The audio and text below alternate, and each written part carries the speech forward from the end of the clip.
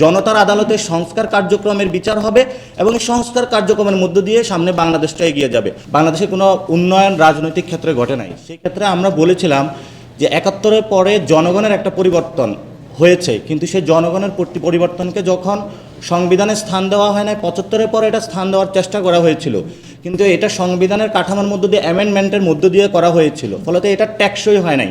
২৪-এর পরে আমাদের সেই সুযোগটা এসেছে। আমাদের সাস্টেইনেবল একটা প্রক্রিয়ার মধ্যে যেতে হবে। এই সাস্টেইনেবল প্রক্রিয়ার মধ্যে যেতে হলে রাজনৈতিক দলগুলোর কালচারাল যে কনফ্লিক্ট জোন সেটা থেকে বেরোয় আসতে হবে। এটা যত বড় দল হোক, জনগণের স্বার্থে, শহীদদের স্বার্থে, আহতদের স্বার্থে সে জায়গায় সবাইকে একটা বোঝাপড়াতে আসতে হবে। এজন্য সকল দল, পক্ষ, গোষ্ঠী এবং জনগণের কাছে আহ্বান থাকবে, আপনাদের সামনে সকল কিছু উন্মুক্ত, আপনাদের সামনেই জনতার আদালতে সংস্কার কার্যক্রমের বিচার হবে এবং এই সংস্কার কার্যক্রমের মধ্য দিয়ে সামনে বাংলাদেশটা এগিয়ে যাবে। তবে তরুণরা বাংলাদেশের এবং বড় অংশে যারা ওমেন সোসাইটি রয়েছে তারা ঐক্যবদ্ধ, প্রতিশ্রুতিবদ্ধ এই জায়গায় বাংলাদেশকে একটি নতুন জায়গায় নিয়ে যাবে। আমরা আশা করি পক্ষ গোষ্ঠীর রাজনৈতিক দলগুলো এই বোঝাপড়াটায় আসবে। আমরা মনে করি যদি এই মৌলিক সংস্কার না হয় তাহলে আসলে আমাদের কোনো পরিবর্তনই রাষ্ট্র কাঠামোর আসলে হবে না।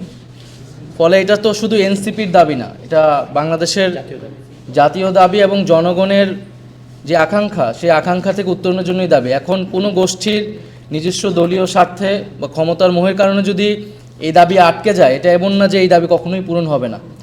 শেখ হাসিনা সরকারও মনে করেছিল সেই সময় অনেক দাবি, কোনো দাবি কিন্তু পূরণ হয়নি, এবং মনে করেছিল তিনি যা বলবেন সেভাবেই আসলে জাতি এবং রাষ্ট্র চলবে, কিন্তু শেষ পর্যন্ত কিন্তু হয়নি। জনগণ কিন্তু রাস্তায় নেমে এসেছিল এবং জনগণ ৫ই আগস্ট তাদের নিজস্ব জনগণের যে ক্ষমতা, সেই ক্ষমতা কিন্তু দেখিয়েছে এবং সেই রাষ্ট্র কাঠামোর অঙ্গীকার বা আকাঙ্ক্ষা তারা ব্যক্ত করেছে। এবং এখন যদি আমরা তার জনগণের আকাঙ্ক্ষা, গণঅভ্যুত্থানের আকাঙ্ক্ষা, সেটা থেকে যদি আমরা সরে যাই বা কেউ কোনো গোষ্ঠী সরে যায়, তাহলে জনগণ যে আবার রাস্তায় নামবে না তার কিন্তু কোনো নিশ্চয়তা নেই। ফলে আমরা মানুষের উপরে, জনগণের উপরে এবং জুলাই গণঅভ্যুত্থানের যে শক্তি তাদের উপরে আস্থা রাখতে চাই। এবং আমরা মনে করি এখনও আমাদের সম্ভাবনা বা সুযোগ হারিয়ে যায়নি। আমরা যে কথাটি এসেছিল যে আসলে দুই প্রান্তে যদি চলে যায় তাহলে আসলে কিভাবে সমঝোতাটি হবে, তো সেটার জন্য আমরা মনে করি আলোচনার কোনো বিকল্প নেই এবং আলোচনার জন্য আমরা সবসময় উন্মুক্ত। এবং শুধু ঐক্যমত্য কমিশন না, আমরা নিজেদের দলীয় উদ্যোগেও আসলে এই আলোচনার পথটি খোলা রাখতে চাই। আমরা রাজনৈতিক দলগুলোর সাথে সবার সাথে বসবো এবং নিজেদের মধ্যে আলোচনা করব।